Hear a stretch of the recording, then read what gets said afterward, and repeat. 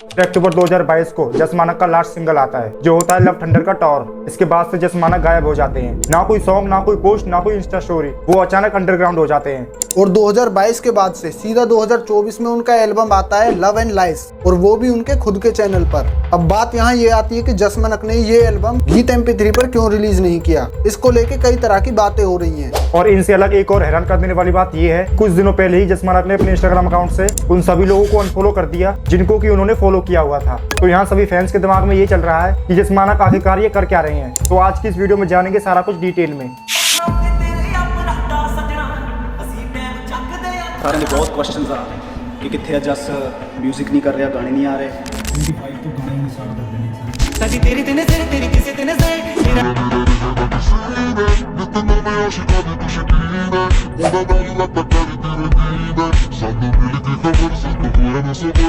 तो दोस्तों सबसे पहले तो हमें ये जानना होगा वाई जस मानक लेफ्ट गीत MP3। जस मानक ने गीत MP3 को क्यों छोड़ा? क्या उनकी कोई कंट्रोवर्सी थी गीत MP3 के साथ, या फिर कोई और रीजन था जिसकी वजह से जस मानक ने गीत MP3 को क्विट कर दिया? तो दोस्तों आप में से बहुत से लोगों को ये पता होगा कि जस मानक ने अपने करियर की शुरुआत गीत MP3 से ही की थी, और वहीं से उन्हें इतनी ज्यादा पॉपुलैरिटी भी मिली। और तो और इंडिया का जो मोस्ट व्यूड कमर्शियल सॉन्ग है आई मीन लहंगा, वो भी गीत MP3 पर ही रिलीज किया गया था। और अब यहाँ पर according to rule of music companies के हिसाब से देखे तो जस मानक का पहला हिट सॉन्ग जो था पराडा, वो रिलीज हुआ था 2018 में, और 2018 से 2023 तक इस गाने को पूरे 5 साल हो जाते हैं। और अब हम यहाँ इस गाने को अपलोड किए कितना टाइम हो गया है, ये सब क्यों बता रहे हैं? क्योंकि जो म्यूजिक कंपनीज होती हैं वो एक आर्टिस्ट का 5 साल का कॉन्ट्रैक्ट साइन करती हैं कि एक आर्टिस्ट को 5 साल तक उसी म्यूजिक कंपनी के साथ काम करना पड़ेगा। और जस मानक के ये 5 साल 2018 से लेकर 2023 तक पूरे हो जाते हैं। और अब इन 5 साल को कंप्लीट होने के बाद यहाँ पर आर्टिस्ट की चॉइस होती है कि उसे म्यूजिक कंपनी के साथ और आगे काम करना है या नहीं करना। तो यही रीजन हो सकता है कि जस मानक ने गीत MP3 को छोड़ने का फैसला किया। और इससे अलग एक बात और कि जस मानक जो है उन्होंने अपने सॉन्ग्स अपलोड करने के लिए एक डेट फिक्स किया हुआ था, जिस वजह से जस मानक के सारे सॉन्ग्स ही 13 तारीख को अपलोड किए जाते थे, चाहे कोई भी दिन हो, कोई भी महीना हो, या फिर कोई भी साल हो।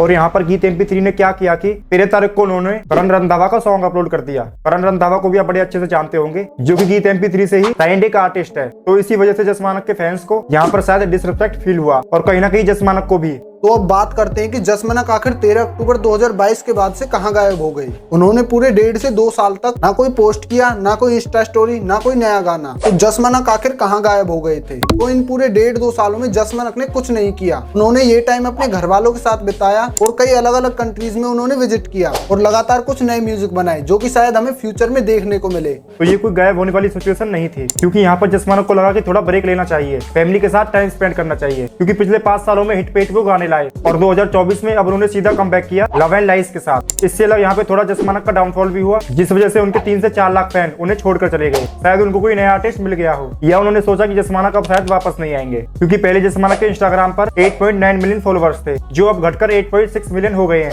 और इसी बीच जस मानक एक पोस्ट भी शेयर करते हैं जिसमें कि उन्होंने बताया कि वो अब मास अपील इंडिया के साथ जुड़ गए हैं, और हो सकता है कि जस मानक मास अपील इंडिया के साथ फ्यूचर में कई अपने म्यूजिक वीडियोस लेके आए। तो पूरी वीडियो देखने के बाद आपके क्या ओपिनियन है जस मानक को लेकर, और उनके इस तरह के कमबैक को लेकर कमेंट करके जरूर बताएं। और लास्ट में एक बात और कि जस मानक ने आखिरकार क्यों इंस्टाग्राम से सभी को अनफॉलो कर दिया, आप इसके बारे में अपना ओपिनियन जरूर बताएं।